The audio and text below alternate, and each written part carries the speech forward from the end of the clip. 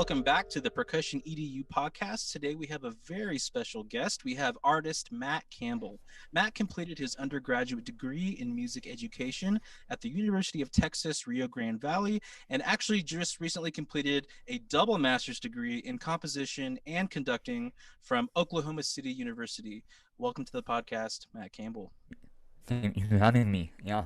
Yeah, and today we actually have a student of mine, Desiree Ledesma. She is completing her undergraduate degree in composition from Our Lady of the Lake University. Hello, Desiree. Hello, thank you for having me. Yeah, for sure. So, Matt, so for today, I kind of wanted to open up the floor and talk about what it's like working as a professional composer, and also because you're Hispanic as well, I kind of wanted to get your just your take on what it's like working in the professional music world. So I guess my first question for you is, how has life been for you since exiting school? Well, I kind of have two answers to that question because, like so many other individuals, I took a short amount of time between my bachelor's and my master's, and since my master's, I've been working on a completely different thing than I would have never expected to work on. So, the first part of this question, it makes me think, or excuse me, the first answer, it really makes me think, okay, well, based on the skill set that I had in 2017 spring semester, yeah, I was teaching public school as a consultant, and I was teaching percussion and also assisting with concert band stuff, and I loved it. I thoroughly enjoyed it. It was so worthwhile. But it was so like just oh man, so fulfilling to me. I was able to granted this is in the spring semester of 2017 again, and I'm thrown into this collection of students. Mhm. They have already had some of them have only been playing percussion for half a year, so like the full semester. Other people, like other seniors, for instance, they have been playing percussion for since sixth grade all the way until then. So I have to evaluate how I can serve every student individually in my best way. And that was extremely difficult, but I feel like we pulled it off for the most part. Um, so between concert music and preparing for marching band for the next fall semester, and preparing for like indoor drumline and all of these things kind of just put um they really made me exercise my set in a way that I never did before. I'm really grateful for the experience. I had a ton of fun doing so, and most of all, like just I sometimes I wish that I could return to the classroom, but I suppose that that's what the second part of this answer is for, in which after teaching, okay, so a bit more background information. Um, I student taught in fall of 2016, and then I taught as a consultant in spring of 2017. Then after that, I went to graduate school for my double masters. For those of you watching at home, if you want to make that happen, I highly do not recommend that. But just be careful. It's a wild ride. So anyway, yeah. Wanting to return to the classroom after having just left it was a very interesting dynamic for me because when I was in the public school classroom, I really just wanted to teach, Sure. and I don't want to have to worry about anything else. But as musicians, we always worry about way too many things at the same time. I'm Um, definitely guilty of that myself. Like yeah, it's like I it's feel tough. like it's and it's so funny because one of the I watched, I think it was a TED talk recently, where they talked about, the way the universe works is if you try to focus on too many things, you will actually be very unsuccessful. And if you just kind of focus your energy on like one or two things at a time, Mhm. the way the universe works is that you will be successful with that. So I've really Yeah. adopt that, especially recently, because I am very guilty of trying to wear a million hats, Mm-hmm. and all these fires are going on, and Mm-hmm. I'm trying to use like a little bucket to put out all these fires versus just focusing a big bucket, on one To fire. put out one fire. Yeah. Yeah, I definitely know what you mean by that. Yeah. Um, I was wondering if you could talk a little bit about like, um, you had talked about teaching and composing and I guess percussion, but um, what are like the immediate projects that are happening like right now for you? Well, if you're thinking about way too many hats, this is a prime example of that, including the one that I'm wearing right now. Um, okay, so there are a few things that I can talk about and other things that I can't necessarily talk about. But from the public things that I can mention, so again, I wear many hats. So climate juggle, yeah, these are the things that I'm trying to juggle right now. The most recent thing, the most like recent development that has come to fruition is that I'm now an engraver at St. Allen Publications.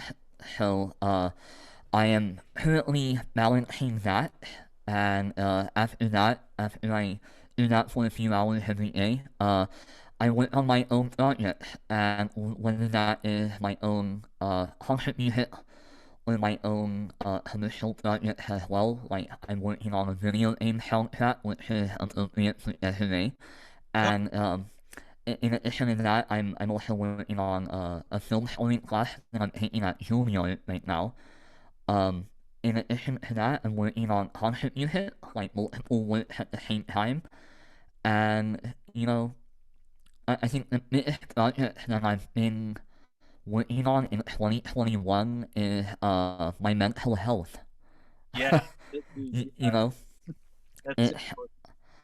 it's so important to keep that in check, so um, in addition to juggling all of these different projects, I, as you might imagine, it's very difficult. It's very taxing to be in many different headspaces at the same time. And it's hard to be in one headspace all the time, much less like seven or eight.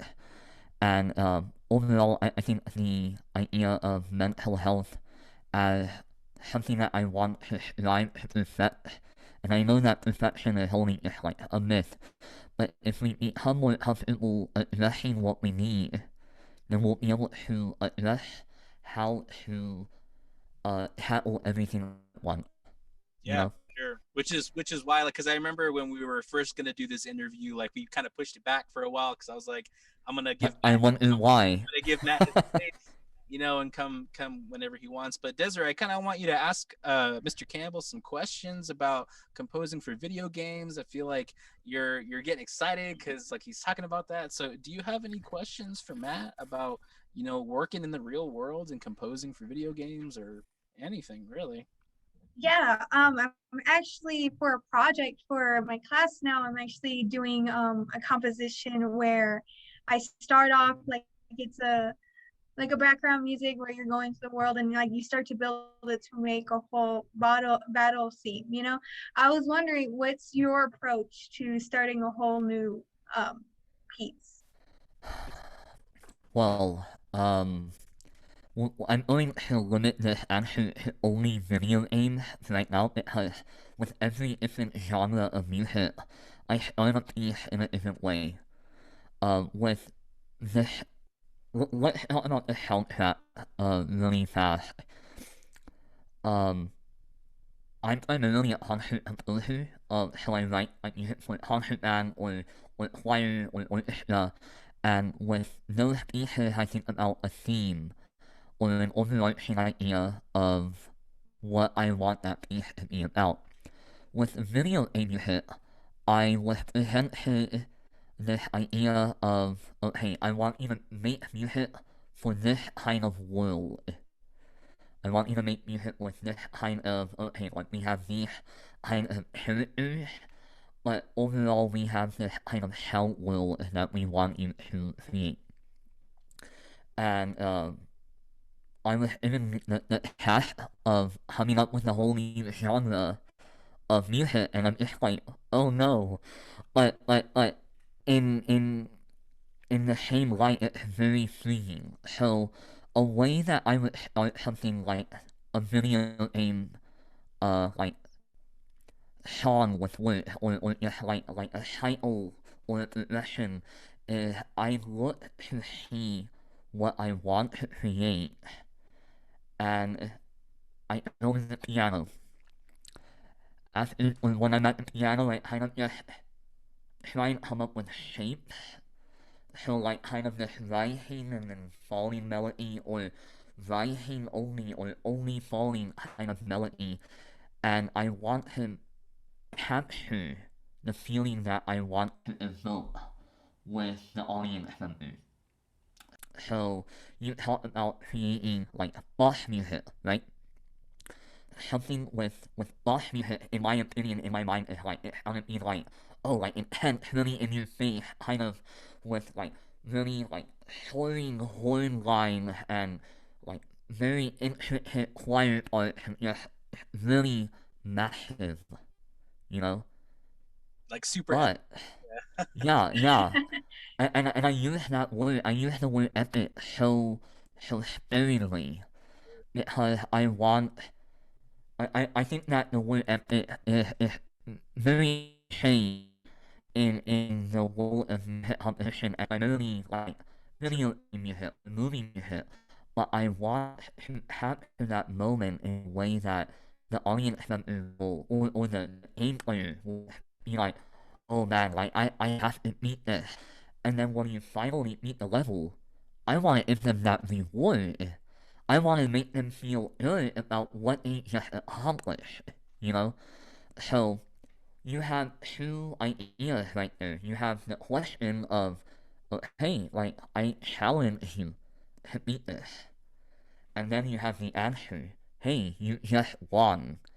And sometimes, more often than not from my approach, I craft both question and answer from the same melodic material. Sometimes I'll change a note. Sometimes I'll even change like an accidental.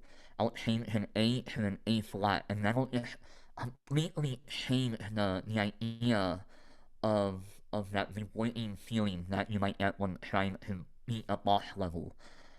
Those that's just like one small example of the things that I do when working on the soundtrack. And frankly, if it makes me feel like I've accomplished something musically, then I know that when I combine that with the aim, people who play the aim will also feel that same way. I think that's a perfect example of having patience in a piece of music, Yeah.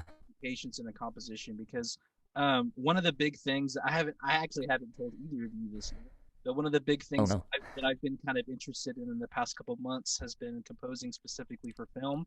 And I may or may not be composing for a film this summer. So I'm just trying to like get some, feedback from colleagues and just to talk with them of like, what's it like composing in the real world now.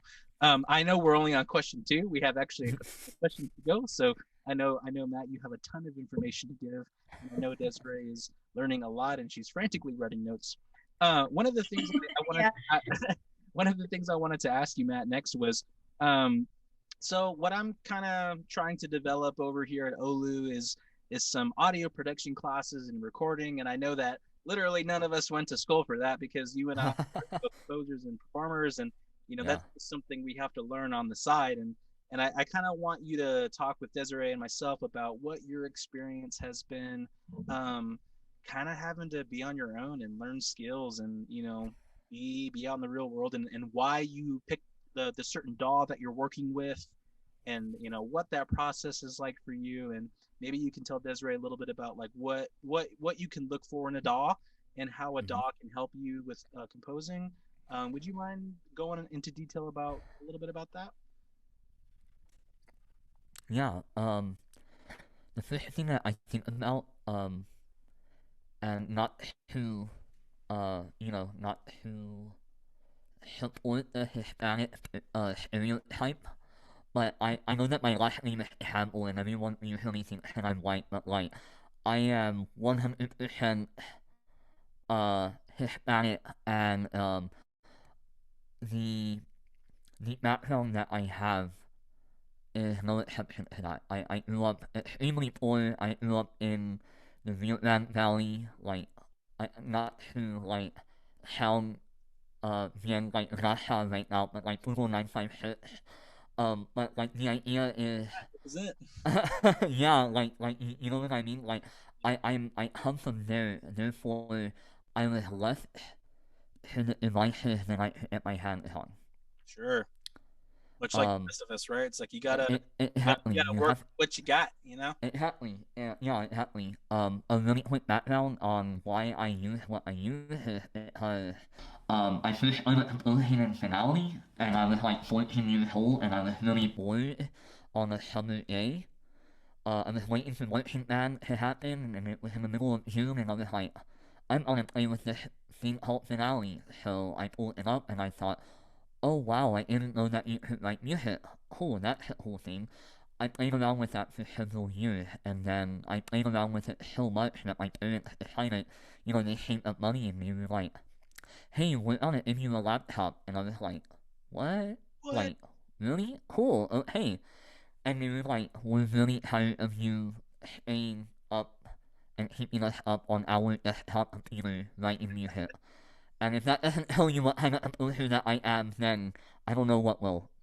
It's because you have to So, want it, man. Like I feel like there are like not to yeah, go on a tangent, but I feel like part of and not to make this about race or whatever, but like part of what makes like me appreciate, where we are in this equation is that like frankly like, we know how to work hard, you know what I mean? And I feel yeah, a lot of our people tend to rise above no matter what the situations are. And I know for sure yeah, that's how it was for my family, where it's like, my dad's parents passed away when he was like, in his 20s, like really young, and he mhm, just grew up being like, okay, like it's time to grow up now. It's like yeah, I gotta do what I gotta do, and and that's like I learned that from my dad. It's like you just yeah, gotta, yeah. that's why I'm one of the younger professors at where I'm teaching right now, is because it's like Hmm. you gotta beat out the older folks for the For job. sure. It's like Yeah, that's just how it is. you really have to work.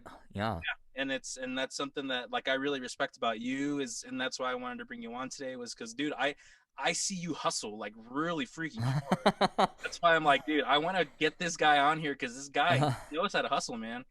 Because you've got music that's already on the Texas PML. You've got yeah, stuff that's you've already won competitions. Like what other? Because you won the PAS competition, right? yeah. I won that contest. One of the categories in that contest in 2015. I won the 4-point chorus and 3 to 5 percussion category. In 2015 with my piece Into the Void, a study in body consciousness, and that is currently published by Seattle Publication. That was before I started working with them, so just to be clear, yeah, but yeah, like that, oh man, you could ask my wife Iris how much, I met her everywhere in the middle of CBA or at, like, shit or any convention like that, because I just want my hands on, um, I want to get my hands into, like, shaking hands with other people, Yeah. because it's not necessarily like we talk so much about networking and I'll go back to like why I use what I use. You know Sorry. what? Yeah. Before I even Sorry. I know I kind of divert sometimes, but no, like, go this is back like to a the dog perfect segue. at some point. Yeah. This is a very good segue because um if you the too long and read version using finality got me tired with music notation, and I wanted more. I wanted to create music now, Sure. in that moment when it struck inspiration in me, and I accidentally pirated Logic Pro. And I used like a cracked version of Logic Pro from like 2013 until I bought the full version in 2017, and Thing with I'm Ableton. not telling you I know. I did the same thing with like Ableton, where I was like, okay, I'm gonna use whatever I got, yeah, and like I'm like, ethically, I need to buy this program, so I'm gonna buy it. So yeah, and that's the same thing that I did, and like I'm not going to advocate for pirating things, but I mean like the more you want something, the more you're going to work to get it, you know. sure. And if it's a resource that you need, then save up that money. If you can't save up that money, or if you can't find this impresario that wants to give you money, then you need to make take matters into your own hands. And that's what I did, And with Like all of these you have to resources, invest in the tools to make you successful, yeah. But and first you need to invest in yourself, yeah, I would agree. I I you know. I didn't learn that until way later because I would invest in other people, by being a part of their ensembles or doing what they wanted to Mhm. do. And I was like, you know what? Like, I hate to be selfless or I hate to be selfish, but like I kind of want to invest in me for a while, and like Yeah. that was the reason why I went to grad school. Because Same. when I got my music ed degree, it was like, okay, it's all about the children, it's all about the band program, it's all about the community. But then Yeah. I feel that. and I get that, and I'm like, okay, I live for the kids, I get it. But then for my master's degree, I was like, okay, kids, they're great, but I want to focus on me, and I want to like build me up. That's what the master's degree was about. Was like, okay, I can play now. Like I understand what it's Yeah. like to like focus on me. Which Desiree, I mean, that's stuff that we're talking about in class, where it's like, when it comes to buying a microphone or buying, or it doesn't always boil down to money, but you can do things for free, but to like build your portfolio, build your um Matt, could you talk about, I know we're going off on a tangent, but like it's like building your music library of like compositions that you've done, or like Yeah. wait, first of all, did you answer the Logic Pro question or no? But not yet. The of why you chose Logic Pro? I chose Logic Pro because it was available to me at the time. Okay, cool. I like Pause or pause, for right? It's all for yeah, like for Italy and for anyone else who is listening, I am a huge believer in exhausting every possibility out of using something that's free, and then you spend the money on it. Make enough money with the things that you have, using the free things that you have. Make enough money, then start investing. Start paying back towards your craft. That stuff is really important, and I would not be where I am right now. And even then, I don't feel like I'm in any place where I want to be. But to be honest, if you have this urge to make something, then do it with free things. There are many fantastic things out there, and I can talk about that later on. But overall, use that kind of stuff that's available to you now. excellent advice. Excellent advice. I'm really glad that you said that. One of the next questions I was wanting to ask you, Matt, was sort of tying into the doll thing. Yeah. How has all of this extra, because this is kind of what I was talking with Desiree about in a previous class that we took, of like the idea of integrating different technology into your composition, whether Mhm. that's through an iPad, whether that's through GarageBand, Ableton, whatever. So how has all of that extra technology improved your composition, or sorry, improved your composing overall, and also your overall workflow? Not to self plug or anything, but last summer I did a YouTube series on how I come up with a new piece of music involving like how I create in Logic or like any DAW, and then I transfer that into something like a document in Finale, like a score and parts, and then I talk about how I engrave, how I make those parts and that score look good, and then how I market that piece to, on my website and stuff like that. Um, that stuff is really it's fun to think about for me, and I, yeah, like overall, doing all that stuff, okay, if we consider the trajectory of what I use, we go from Finale, and then we go into a few months of the launch band, and then many years have launched it, and I still use it right now. And even right now, I'm still kind of like, okay, what more can I use in order to inform my creative process and to influence it in a way that is constantly new, constantly like I feel like I'm trying to reinvent the wheel with every new piece that I create.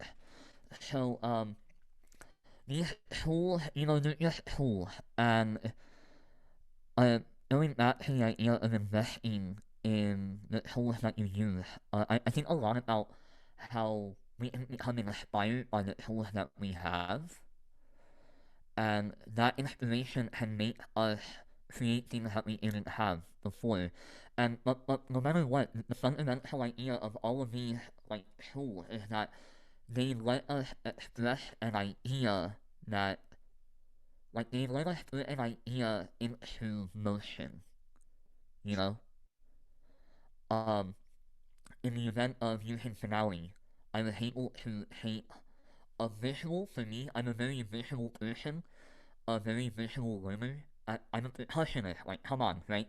Um, and it lets me inform the piece that I want to write based on shapes, based on contour. I know that I talk with my hands a lot. I know if you happen to use this angle, I know that I do a lot of this, and that helps me shape my ideas. That helps me just create new music by trying to take this one cell or this one motive or idea and flip it upside down or like reverse it and like do all of that fun stuff. So that's what finale does. Logic lets me do the same thing with that idea by repeating it or by layering it and just moving it up or down with the piano roll. So that I'm not limited to a key signature or I'm not limited to a time signature even, I use all of these different tools in a way that is very much like this conversation, very organic. And with every new piece, instead of going down the exact same uh, forks in the road, if you will, I will deliberately say, oh, I've gone down that road before, let's choose the other one. And from there it brings a whole new collection of possibilities that I wouldn't have had otherwise. Um, it's a combination and a collaboration with the resources that I have, and yeah, like it's just been really helpful because it lets me put things on a page or in the air, like in the music is just squiggly air, but it lets me just create faster. It lets me do it much more intuitively, and I let my mood of the day influence when I do how I create, and I'm opposed to every thought, every musical thought that I have comes from somewhere, and if I don't celebrate that by limiting myself, then I have not done enough of my job for that day. Sure. I was gonna ask you how much time do you normally spend composing a day or for a week, and how much of that time and energy becomes like pieces that are actually published? Because I know that not every idea you create is going to be a masterpiece. It kind of Right. works by a system of a funnel where you come up with ideas Yeah. and then you whittle it down to like the golden bits. So how much do Um, you compose per day, and how much of that makes it to the final manuscript? I'm only gonna say what so many other composers say, and I will say that I don't have enough time to compose in the day, but I know that it's at least 5 minutes, and I'm fine with that. Sure. Um, I don't Hear think that, of Desiree? myself. Hear that? At least 5 minutes. Yeah, At least 5 minutes. as long as I sit down to dedicate myself with the intent of creating something new, then I will have done my job for that day. Sure. You Excellent know. advice. That's awesome. Um, so I kind of had two phases over the course of my life, of which I have been compositionally active. Okay, I'll put it that way. So phase one, let's say all the way from when I started writing music in 2007 all the way until maybe about let's say 2015. Okay, so 8 years where I'm essentially spinning my tires Sure. and trying to beat a dead horse. And after a while, I kind of just get tired with the piece, and more often than not, in that time frame, I have many unfinished projects, but many good ideas. I feel And like that's where I'm at, where like I have a very bad habit of like starting all these pieces and then getting like 15% and then uh just huh, kind of abandoning them. Where I'm like, I've got like 10 pieces that are on my Ableton sessions that yeah, just kind of randomly, and it's the same kind of thing where even as a performance person, like I really maybe get at most an hour to myself, every day yeah, to practice. and it's Normally really hard. yeah, normally it's probably around 30 minutes or less. Mm-hmm. But it's like you said, you like when that time is there, I'm very specific and I'm very deliberate about my practice. That way it's Yeah, like, look, if I'm gonna shut off 30 minutes, it's gonna be a full 30 minutes, not like exactly. 5 minutes and then on the phone. It's like that's just how my brain works in order for me to get honestly any progress done. Yep. Because you have to be in the mental zone of like, okay, my brain's warmed up, I'm creative now. Okay, let's get some work Mm-hmm. done. By then 30 minutes has gone by. But if you do Yeah, it 5 minutes, it's like you're just getting warmed up and then you stop. So it's tricky. It's tricky for sure. yeah. So like with me, I used to spend hours on end, like romantically, um, like just slaving away at this music, and after a while, I just thought like, what am I doing with myself? I feel like I'm wasting my time. I feel like I'm not present in this moment. And for some stupid reason, a light bulb just like clicked, and a light bulb went off in my head. Instead of thinking, okay, let's explore every possible opportunity that I can take this piece, I thought, no, no, just choose one. Just make a choice. And like you said in your question, not every piece is going to be a masterpiece. And once I made that realization, that was very freeing to me. It made me just think, okay, if I have an idea, let's see how far I can run with it. And when that happened, oh my goodness, from 2015 to where I currently am, my output at least doubled, and Yeah. my time spent composing halved.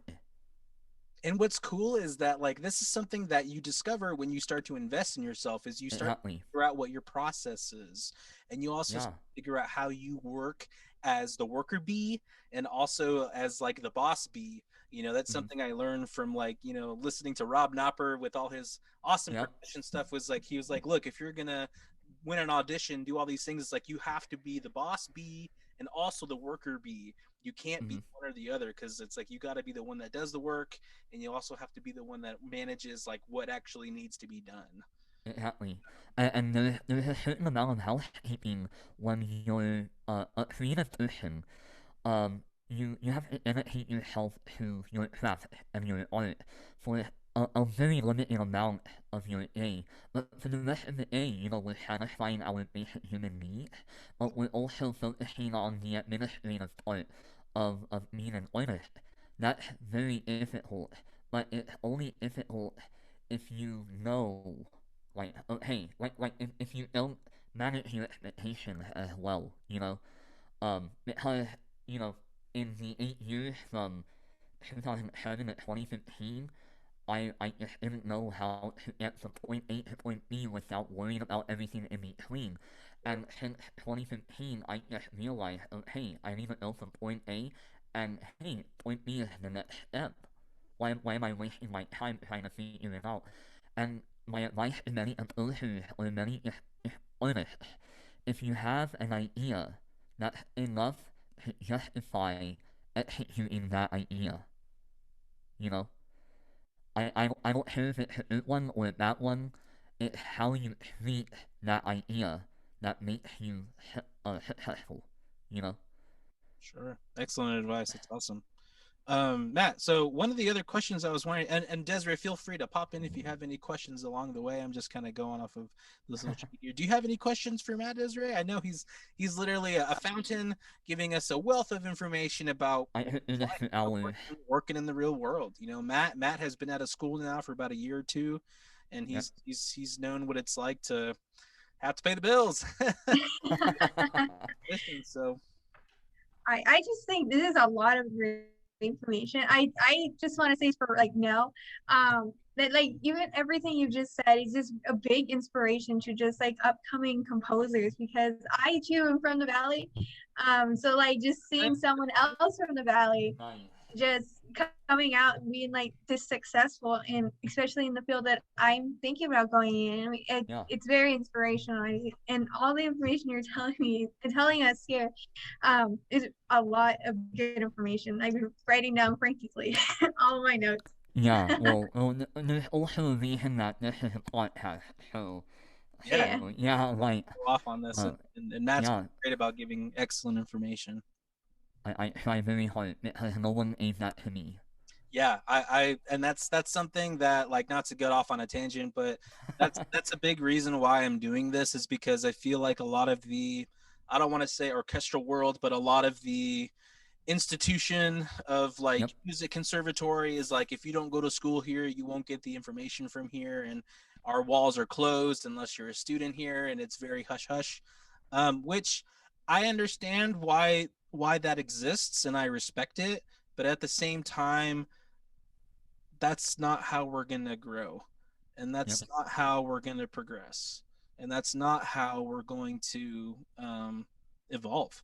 You know what I Yeah. mean? If it's just always this constant like um, keeping of information from everybody else, and Mhm. I feel like, especially for the kids in the valley, or especially for the folks who I mean, I I didn't have a Hispanic percussion instructor, or I'd never had a Mhm. Hispanic professor throughout my education. It was maybe one Yeah. out of all of them. So it's I feel like it's important for for us to give back, and for us to Mhm.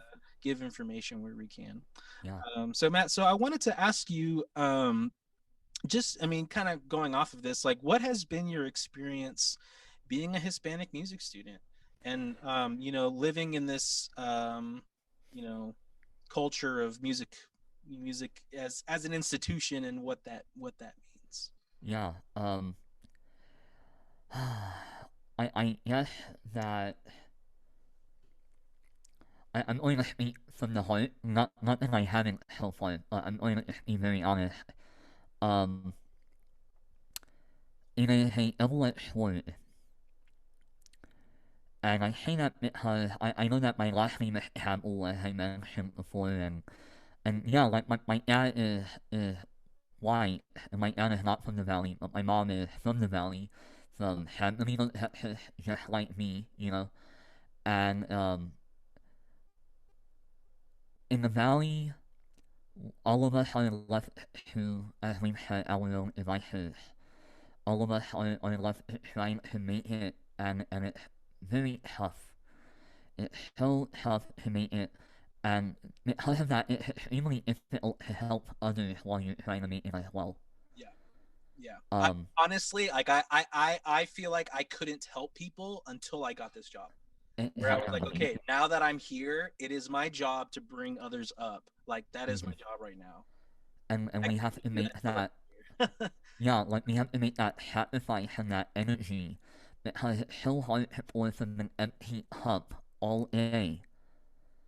Like the people, I promise, I'm just very like solemn because I'm speaking from the heart, and this is not a flex or anything. But I know that I will always try. To anyone that will listen, I will always try to pour from an empty cup, even though I don't have anyone pouring into mine. It's so incredibly difficult, and I'm not trying to vent or anything. I'm just saying, like, from my experience in the valley, it's very difficult to reach across the aisle or reach across the barrio Right. in order to help others when all of us are so quick to just take for ourselves that it's all we can get in that moment. On the flip side of that, in my experience of living outside of the valley, and I currently live in Oklahoma City, um, I have seen nothing but support, oddly enough. But it's from the people that can help, you know? It's because, like, and I'm going to say, like, both my wife and I are from the valley. Um, we acknowledge this lack of this like money system because all of us are just trying so hard to stay afloat. Yeah. You know, um, it's a very highly um homogenous area in terms of demographic, in terms of diversity, and living in a place like Oklahoma City, or even just San Antonio, I'm sure, you notice the instance in which those that are able to help will.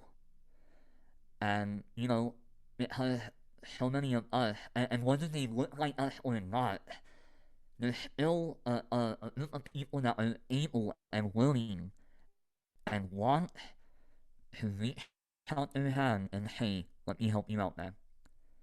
Or hey, like, I'm gonna be like Jen Gasha and like, hey homie, like, I'm gonna help you out because I see how hard you work and I want you to succeed. Mean Help each other out. of, you know, like being of the Hispanic cloth, I've never, like, you know, I'm so proud to be Hispanic, but it is both a blessing and a curse because you have the blessing of other people wanting to help you out simply because they know that you're an underrepresented and underprivileged person, but yet those same people that look just like you are unable to help you in ways that other people are. You know, it's, yeah, like I said, it's a double-edged sword, but that's why, and not in a way like it's a secret, but that's why I live that hustle life. That's why, like, if you see me at CMEA, I'm wearing my red pants, and I'm wearing like my suit jacket, and I'm willing to put my hand and to shake other people's hands as well. You know, like to make sure that there's an opportunity, to make sure that there's collaboration. Because that's all that I've ever wanted to do. I've just wanted to reach out my hand and say, let's make something happen. For sure. And there are so many people that look like us, that come from where we come from, that are unable to make that happen simply because the people that they reach out to are unable to meet that request. Yeah. It's unfortunate, but I know that we can rise up. I know that we can make that happen. It just takes a little bit more work. Yeah. Well, Matt, I want to give you a huge thank you for being a part of our podcast. And the last question I have for you today is, where can people find your music? Oh man, do I want people to find my music? No, no, I'm kidding, I'm kidding. Stay away. Uh, um, so, really quick, I have a website, fun fact, and I'm sure that it'll be linked down in the description, right? It's mattcampbell.com, Matt with one T, by the way, Matt with one T, and, you can also find my music on the Texas PML, and that those titles are available through C. Allen Publications. So far, we only have percussion ensemble works, but hopefully we're going to add some more band works on the PML, hopefully. In addition to that, my website has links to my mixtape on SoundCloud. No, I'm kidding, but I do have a SoundCloud. I also post now every other Wednesday on YouTube, so you can pretty much find everything Yeah, I through was my website. like, Matt actually has a really fantastic YouTube channel which has very high quality videos, and it's kind of geared towards composers, right? Yeah, for sure. Yeah. Yeah, so I would highly recommend for Desiree and any other composer, young composers that are listening right now, or honestly, even any other percussionists, performers, anybody. Just Matt is just such an awesome person to know and follow on social media because he actually posts, unlike me. I'm very bad about it It's sometimes. very hard. Yeah, I know. I have this guilty thing where I have this joke where I always tell people I'm too busy working to post, Uh, but I'm trying to be better at it. But Desiree, do you have any other questions for Matt before we go? Um, okay, I super fast because I actually was thinking about doing a YouTube channel as soon as I graduate, so I can mhm. put my music out. Again, we gotta hustle, we gotta get our stuff out there. How do you manage to juggle all of the things that you have to do along with the YouTube channel? um, um, so on the YouTube site, I upload first and third Wednesdays of every month. First one, first Wednesday of the month is a logic session. Um, third Wednesday of the month is a finale session or a music notation software. music notation video, so I put a story with the music. On Instagram, I also have a schedule to upload Monday, Wednesday, Friday. Monday is Music Monday, and then I will play some drums over the track I create. Wednesdays, I'll usually upload, promote my YouTube video, and on Wednesdays that I don't upload, I'll just put like a photograph of a book that I'm reading, or pictures of Oklahoma City. And then Friday, I do something called the week in review, in which I talk about what I've done. Um, So on it's actually pretty like structured. Yes, yeah, and everything feeds into itself as well. Sure. Because I crave structure. That's something that I created after graduating from my master's, and I thought, hey, I need to provide structure. I need something to work towards, and this is how I'm going to promote my music, promote myself, even though that feels weird to say, but to also promote my art. And that's my number one goal as a composer, you know? Yeah, for sure. Well, So Matt, come up with a schedule. it's important, yeah, because it's otherwise you'll fall off the rails. But Yeah, Matt, I want to give you a big thank you, and also Desiree, a big thank you for being a part of this podcast episode today. And you can find this episode up in about a week or so on cool. Spotify and YouTube and Apple Music and all that good stuff. So I want to give again a huge thank you to Matt Campbell for being our guest speaker today on the Percussion EDU podcast. Thank Yeah, thank you for having me, and thank you for your questions today. you. Yeah, thank you. Thank you. All right, y'all, take care. See you later. Bye. Goodbye.